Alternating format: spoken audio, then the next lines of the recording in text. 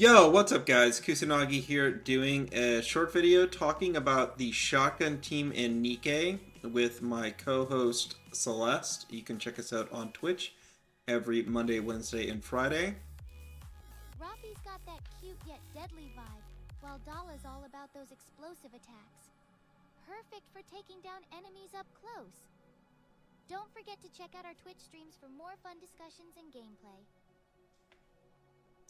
Obviously, she's just... Looking forward to seeing you there. Obviously, Celeste still needs some work here. I think she's just making shit up. But I will not be making shit up today. So, I'm going to talk a little bit about the shotgun team to make it a little bit easier for this current solo raid. Specifically, what do you need to do in order for your shotgun team to perform well? And some pointers around maximizing your damage. So let's go ahead and hop into that. I'm going to showcase a pre-recorded video of my attempt on solo raid. This is just a mock so I could showcase a couple of different things. So if you are struggling with the shotgun team against this solo raid boss, this video should definitely help you. There are two different options for shotgun teams. One is the proper shotgun team. Tove, Leona, Maid, Privaty, Bunny Soda, and Bunny Alice. If they are uninvested, then you may have trouble being able to break the walls in the first part of the boss battle. And even an invested shotgun team can have trouble. Mine is invested, but I do have very specific things that you have to do to be able to not have a damage loss against this boss. So I'm going to share those with you because I think that they're things that people don't realize when using a shotgun team. I'll show my investments here on this team. The alternative shotgun team, by the way, would be running bunnies with shotgun. I've seen that team comp. Now, I'm not going to say you shouldn't use it. I just think that if you do use it, it nets you one less team in your team comps, because if you can beat this boss or get enough damage with this team, that means you still have Blanc and Noir or Blanc and Rouge for a separate team 5 or team 3 where you. So if you've OL'd your characters like Tove and Leona, Maid, Privaty, and Soda, you can essentially just run a bashing cube on them. If you have ammo lines on Tove, even 1 or 2, they don't have to be high roll lines, they could just be middle tier lines. A bashing cube will be better for her. She's gonna reload less often, so that's something to keep in mind. The option for Alice, I prefer a quantum cube. You can run a healing cube or an HP cube, it's up to you, but I prefer quantum just because this team is going to have trouble doing burst generation. My Tove is 944, that first skill could go up to 10. Leona is 477, Privaty is 10510. We have Bunny Soda at 774. That middle skill can go up to 10. I didn't want to invest that much in it considering we had a new unit in the form of Quincy Alt that just appeared. And then I went 774 on Bunny Alice. You can go 444. You don't have to go as high as I did, but I wanted the extra healing and the ammo for some testing I was doing with Amelia and Ludmilla several months ago. So those are the investments. None of these are absurdly high, other than probably Maid Privaty is a full invest in full OL. The only one that's not OL'd on that team is going to be Bunny Alice. She has gear on her. It is all zeroed. There's no investment in her gear because it doesn't really make much of a difference. So let's talk about the strategy and probably why you're failing the first part of the boss fight. So in phase 1, Land Eater will have 4 pieces of armor on it that you will need to break in order to avoid an elemental shield that will basically brick your damage. So the strategy for this is to overlap on the parts here. And you want to shoot both the defensive wall and the runway at the same time. This will guarantee that you're able to one, break all the walls in time, and two, not lose damage on the shielding. And you see, as soon as I break that wall, I'm still halfway through my burst, I immediately shift to the left wall to start trying to break that one. I'm not worried about the runway. I'm just hitting it right at the split. So you see some of the pellets are hitting the runway. Some of the pellets, or most of the pellets, are hitting the defensive wall. And that's kind of the split you want. You want more of the damage to be on the defensive wall, less of the damage to be on the runway, because you're going to do this twice, right? So you're going to go here, you're going to go here, and then over time, because this one is going to get hit for approximately the same amount of damage that each of these is getting hit, it should break. It should naturally break. So you can see here, I'm doing, I would say it's like a 75-25 split. So once the walls are broken, you then focus top for your last burst, and that should be it. You should be good to go. There is one thing to take note of here, is your burst order does matter on this team. So for Maid Privaty, the burst order is going to be Tove, Leona, Maid Privaty. First rotation. Second rotation should be Alice, Tove, then, Alice, Tove, Leona, and then Bunny Soda. And the reason for that is Alice's burst doubles the stacks, so Leona's stacks will get increased. Now, what just happened is I screwed up because I was worried about the balls, and because I did that, I now have to restart. Now, I could have continued on, but it's a damage loss, and the second thing to be concerned about is there's a risk of Maid Privaty dying if more of the balls or these lasers that have just procced up here are incoming on Maid Privaty. So there's a good chance that she dies in this scenario. So I'm just going to go ahead and reset, and we'll redo this. So we're going to restart this. I run this the same way again. Again, it's just Leona, Tove, Maid Privaty.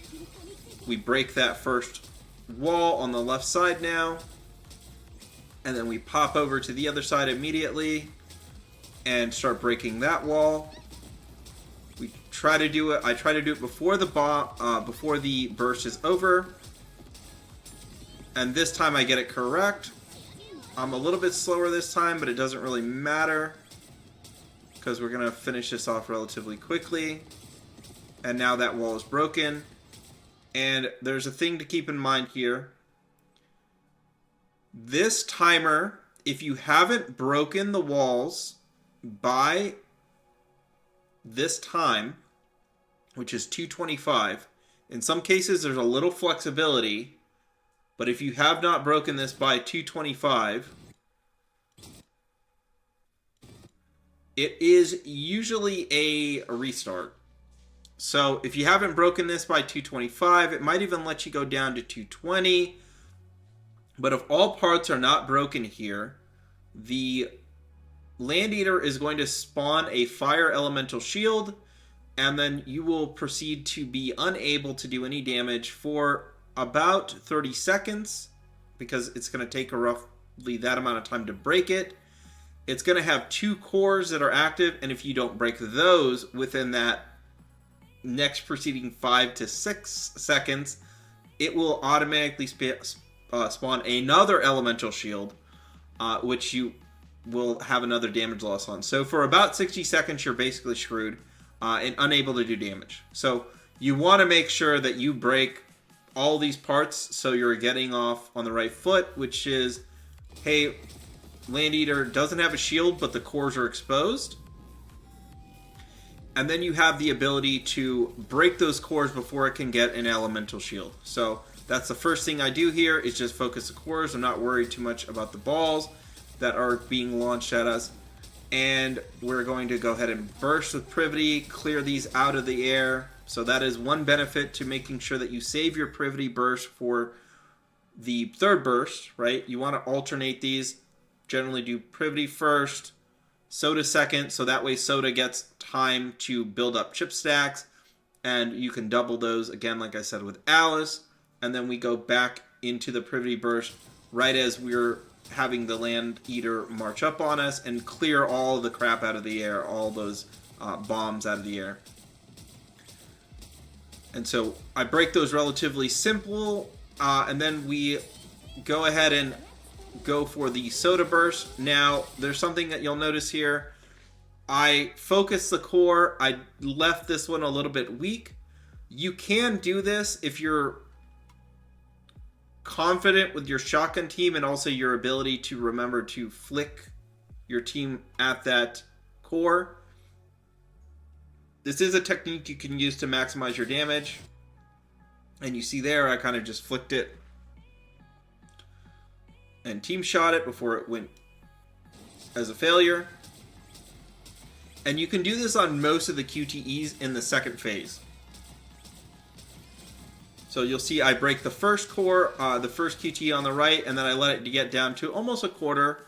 And I go ahead and pop it real quick with Maid Privaty.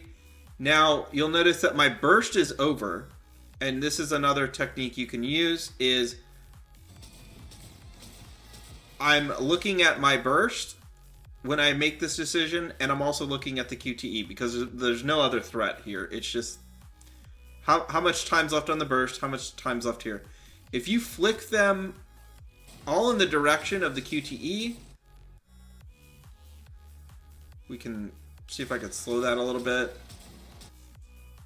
You see that Privaty hits it, and Soda also fired pellets at it, and so did Leona. The burst is over, though, right?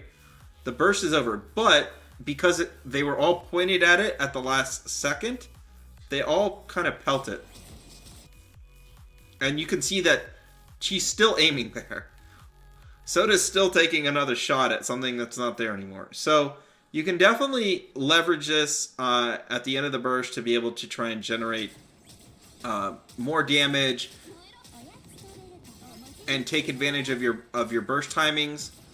For this QTE, for the elemental shield, you want to just do this very quickly. I was a little slow there, and then just focus to where the cores are going to be. So if you could break one very quickly and get it off of the boss, and then you can kind of, again, if you've already broken that one core, you can essentially just focus the a single QTE there and just maximize your damage, because you're not worried about, okay, am I going to have enough time to break the QTE and break the core? Now you can kind of just break the core, and do as much damage as possible, then kind of flick your team attack at that QTE right at the end, finish it off. So for this third phase, there's two things to keep note of. One, there's a core on the top of the head, right on the forehead. You want to be aiming at this as soon as the turtle's shield breaks and you finish off that third elemental. You want to be aiming here. This is how you're going to maximize your damage, hitting that core. And secondly, the QTEs, you want to try to team shoot them. Now, if you have a DPS like Maid Privaty or Soda that's strong enough, you might be able to break the QTEs with them by themselves. But obviously, the fastest way to do this is to team shoot those QTEs to get them cleared. There's something to keep in mind of, which is the amount of time that's left, and that's going to determine whether you even bother to shoot the QTEs. So we'll talk about that as I get to the last few seconds here. So we want to just break these really fast. There's no point in really saving those there. I think it's better just to be safe on these, because if you fail these, it's an automatic fail. And you can see I cut it kind of close on that one. I was trying to break it with Privaty.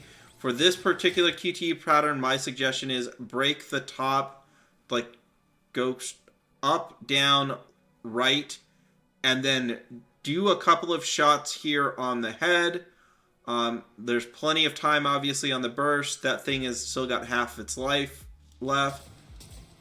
And then right at a quarter to almost an eighth, you can flick onto the QTE, break it, and then go right back to where the head is. Obviously, I was a little sloppy there. Break these really quickly. You can min-max on that one a little bit if you want to. Especially if you break those really fast or you're at the end of the burst and then it has half life, because in my case I didn't full hit pellets there, so I could have finished it off with Privaty. So if it has like a good chunk of health left on the QTE in terms of the timing, like how much of the red bar is left, you can take your time there like I did. So let me just go back to it. Probably easier to look at when it's on the screen. So we break these. So it has plenty of time left. The HP is not much. It's a single shot for Privaty. You can min-max on this a little bit. Obviously, having everyone team shoot the head is more important than clearing QTEs, as long as you can clear it with a single DPS. So that's the second piece of information I think is important. Now that we're at the end here, there's one other important thing to take note of, which is if you are bursting here and there is less than 7 seconds, or roughly around this time, don't even bother shooting the QTEs. This is a damage loss. Doing what I'm about to do is a damage loss here, because by the time the boss revs up its final attack to wipe you, it's not, the match will already be over. You'll already be at 0 seconds, so you won't even die in most cases. And this isn't specific to the shotgun team, this is for pretty much every team comp. You don't need to break these QTEs in the last, I would say, 7 to 8 seconds, because by the time the failure mechanism kicks in, the raid is over. So what you should be doing instead is ignoring the QTE, and you'll see that I do that here, but it's already over. So you can ignore the QTE, and instead of that 7, whatever that timing was, us being on burst to break those QTEs, it was like, 2 or 3 seconds of damage lost. That 2 or 3 seconds might have netted me another 40 or 50 million, right? So this is something to keep in mind, is that last frame of QTE you can basically ignore. Alright, and then this is the final tabulation by my team, which is Maid, Privaty, and Soda mostly carrying this team. Leona is putting a nice healthy chunk of damage on it at 162 million. This isn't my best run. My best run, I think, was closer to 900 million because I optimized a little bit better on the QTE timings. And in particular, obviously, I had that damage loss right at the end where I decided, hey, I'm just going to go ahead and shoot these QTEs when it was completely unnecessary. I could have had the whole team shooting the core for that whole 7 seconds and done a good chunk more damage. So these are my suggestions for how to run the shotgun team and how to min-max the damage if you are struggling with it. Hopefully this helps anybody that's out there trying to figure out why they can't get a good score in solo raid with their shotgun team, and helps them with other possible teams that maybe you didn't realize that you could ignore that last QTE depending on the timing. So good luck out there. I will be probably doing a few solo raid carries on Monday or Tuesday, but those will be for subs. If you are a subscriber, you will be able to do it. I may do redeems for channel points, but it's going to be probably for longer time viewers to be able to have me do it. The rules will be on my Discord. Generally, it is you have to have already done your own solo raid, and then I will take a best stab at beating your score. And secondly, your teams need to be built. I'm not going to do skill ups and roll gear and all that other stuff. Like, I'll put cubes on them. I will try to cook something up if you're missing units, but it's not going to be build my account for me day and account review day. So you're welcome to drop by anytime. I appreciate it. Please hit that like or comment below if this helped you. And I will catch you guys later this week. Bye-bye.